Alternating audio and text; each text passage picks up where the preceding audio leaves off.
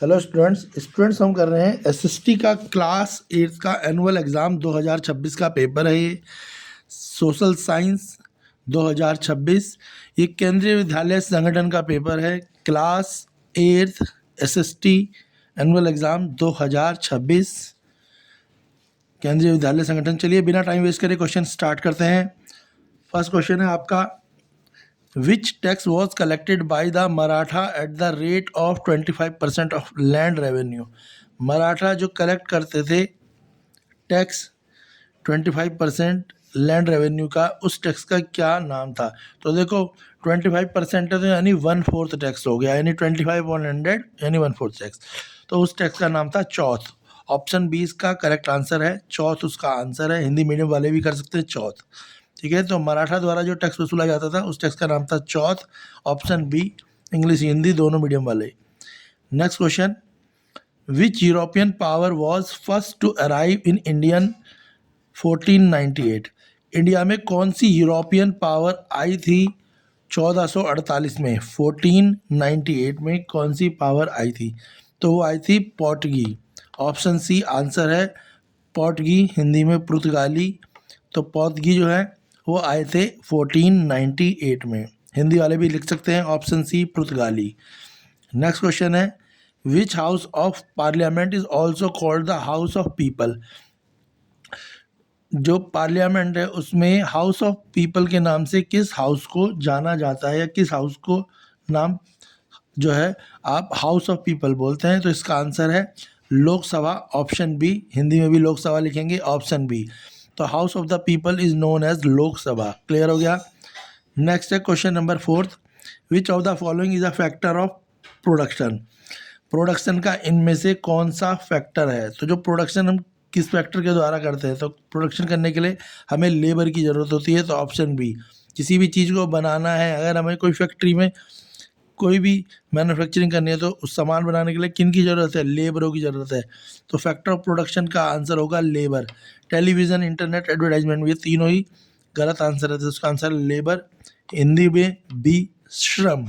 श्रम का मतलब श्रमिक होते हैं, श्रम। Next question 5th, who was the founder of the Maratha empire? Maratha empire का फाउंडर कौन थे, यानी मराठा एम्पायर को किसने बनाया था? संस्थापक कौन थे मराठा एम्पायर के? तो वो थे शिवाजी। ऑप्शन बी इसका आंसर है शिवाजी।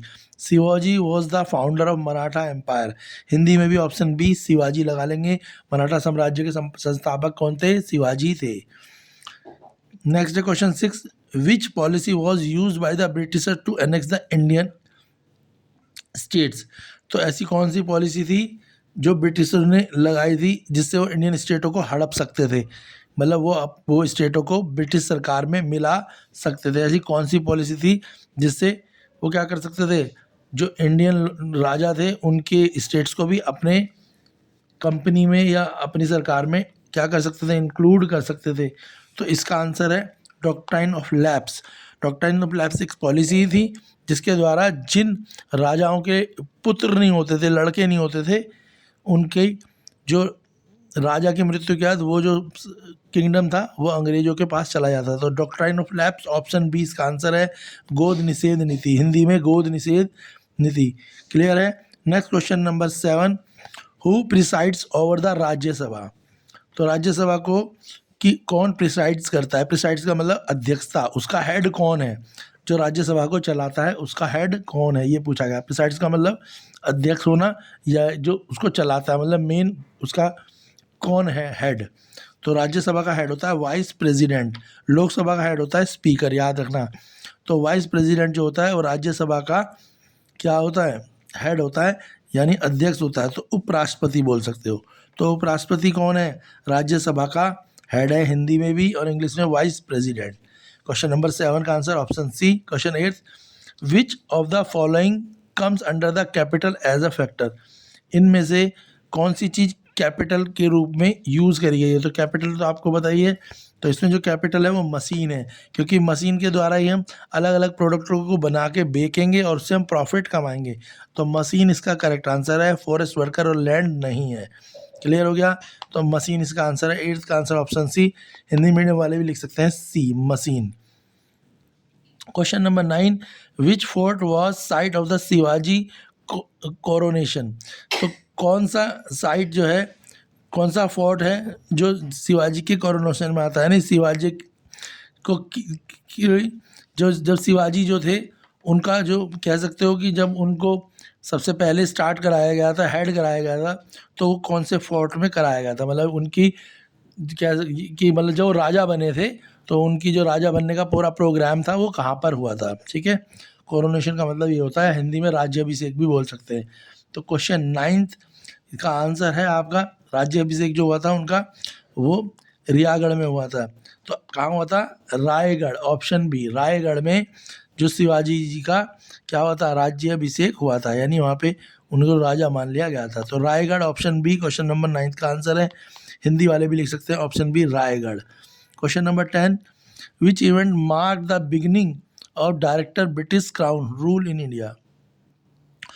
जो ब्रिटिश क्राउन थे, ठीक है, वो इंडिया में उन्होंने अपना जो शासन था वो कब से स्टार्ट करा था, तो लिखा है, ठीक है, तो यही है, विच event mark the beginning of the direct British crown rule in India. India में पहले ब्रिटिशर आए थे, तो ईस्ट इंडिया कंपनी, वो व्यापार करने आए थे, मगर उसके बाद व्यापार करने के बाद वो धीरे धीरे उन्होंने क्या करने लगे, वो इंडिया में को उन्होंने कैप्चर करना शुरू कर दिया। ठीक है, तो यहाँ कह सकते हो कि उन्होंने अपनी जो स्टार्टिंग जर्नी करी थी वो कब से स्टार्ट करी थी। ठीक है, जब वो बिजनेसमैन से क्या बन गए, इंडिया के हेड बनने लगे। क्लियर है, तो उन्हें पावर कब से मिलने लगी, तो रिवॉल्ट ऑफ 1857, 1857 के रिवॉल्ट के बाद से क्या हुआ, ब्रिटिश क्राउन ने रूल करना शुरू कर दिया इंडिया में। ठीक है, तो 1857 से पहले वो क्या करते थे, बिजनेस करते थे, ट्रेडर थे यहाँ के, मगर उसके बाद वो क्या बनने लगे, रूलर बनने लगे। ऑप्शन सी करेक्ट आंसर है, ऑप्शन सी 1857 के बाद जो ब्रिटिशर थे उन्होंने इंडिया में रूल करना शुरू करा। 11th क्वेश्चन, असर्शन रीजन है। असर्शन है, Lok Sabha is directly elected by the people. ये ट्रू है, लोकसभा में जो हम होते हैं क्या करते हैं, हम जो हमारे वो होते हैं कौन, सांसद, ठीक है, तो उनको हम डायरेक्ट वोट करते हैं, प्रधानमंत्री के लिए जो चुनाव होता है। सेकंड है, India follow the principle of universal adult franchise. ये भी ट्रू है, क्योंकि 18 साल और उससे अधिक आयु के लोगों को वोट देने का अधिकार है, तो इसका असर्शन भी सही है, रीज़न भी शुरू है। तो ऑप्शन 11 का आंसर होगा ए। असर्शन भी सही है कि डायरेक्टली लोगों को वोट देने का अधिकार है, और इसका रीज़न भी सही है, 18 साल की उम्र और उसके आयु से अधिक वाले लोग वोट दे सकते हैं। तो इसका आंसर ऑप्शन ए, इसका आंसर होगा 11th क्वेश्चन का आंसर होगा A option. Question 12 assertion reason है, technology increase the efficiency of production. बिल्कुल ठीक है, अगर टेक्नोलॉजी का यूज़ करेंगे तो काम करने की जो एफिशिएंसी है वो बढ़ जाएगी। Technology help in the producing more goods using fever resource. ये भी ठीक है, टेक्नोलॉजी अगर होगी तो जो क्या होगा, ज़्यादा गुड्स बन पाएंगे, चाहे रिसोर्सेज थोड़े बहुत क्या हों, अगर हमारे पास कुछ रिसोर्स में कमी भी होगी तो भी हम टेक्नोलॉजी की हेल्प से क्या कर सकते हैं, ज़्यादा गुड्स बना सकते हैं। तो 12th का भी असर्शन और रीज़न दोनों ही ट्रू है, तो करेक्ट आंसर है, असर्शन और रीज़न दोनों ट्रू है, तो ऑप्शन ए क्वेश्चन 12th का आंसर होगा। इसके बाद है वेरी शॉर्ट क्वेश्चन, देख लेते हैं। वेरी शॉर्ट क्वेश्चन है हमारे, स्टार्ट हो गए, 2 मार्क्स के हैं। सेक्शन बी, पहला क्वेश्चन है, mention any 2 feature of Shivaji's administration. Shivaji के जो काम करने की तरीका था वो उनको इसे भी 2 तरीके बताओ कि शिवाजी की एडमिनिस्ट्रेशन किस तरीके से काम करा करती थी। शिवाजी का जो प्रशासन था, एडमिनिस्ट्रेशन था, उसके 2 फीचर्स बता रहे हैं। दूसरा क्वेश्चन 14 है, state any 2 harmful effect of British economic policy of India. अंग्रेजों की जो इकोनॉमिक पॉलिसी थी उसके इंडिया को कोई से 2 नुकसान के बारे में बताना है कि उनसे क्या इफेक्ट पड़ा। ठीक है, क्वेश्चन 15 है, what is meant by universal adult franchise. Universal adult franchise का क्या मतलब है। Question 14, name any 2 factor of production. 2 फैक्टरों के नाम बताओ जो प्रोडक्शन में हेल्प करते हैं या उसके फैक्टर होते हैं। चलिए फटाफट से इनके आंसर देख लेते हैं। तो क्वेश्चन 13 है, 2 फीचर्स ऑफ शिवाजी एडमिनिस्ट्रेशन। तो पहला फीचर क्या है, आस्था प्रधान मंडल। तो शिवाजी का जो एडमिनिस्ट्रेशन था उसका पहला जो फीचर था वो था आस्था प्रधान मंडल, और दूसरा था रेवेन्यू सिस्टम।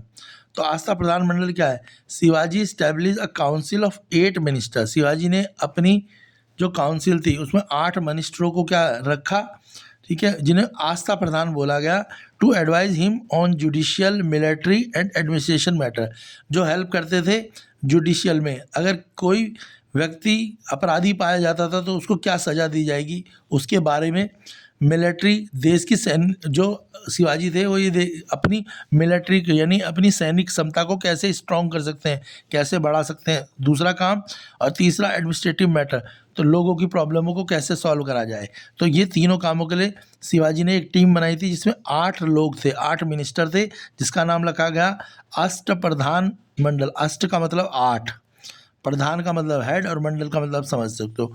दूसरी चीज़ थी revenue system, he abolish the, ठीक है, जागीरदारी सिस्टम। तो शिवाजी ने जो क्या करा, जागीरदारी सिस्टम को ख़त्म कर दिया and replace it with a direct land revenue system, और उसको डायरेक्ट लैंड रेवेन्यू सिस्टम से में कन्वर्ट कर दिया, जिसे हम रेतवारी सिस्टम बोलते थे।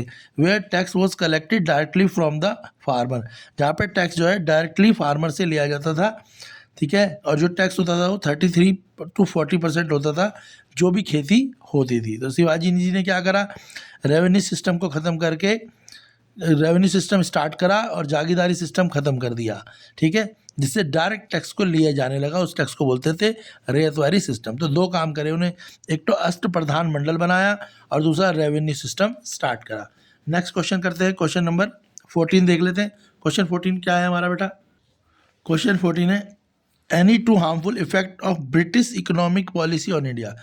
तो ब्रिटिश इकोनॉमिक पॉलिसी का इंडिया में क्या नुकसान हुआ या क्या प्रभाव पड़ा। पहला तो डी इंडस्ट्रियलाइजेशन, तो ब्रिटिशरों के कारण जो है भारत की जो इंडस्ट्रियाँ थी वो धीरे धीरे डी इंडस्ट्रियलाइज हो गई। तो the influx of cheap machine made British textile lead to the collapse of the traditional Indian handicraft and handloom industry.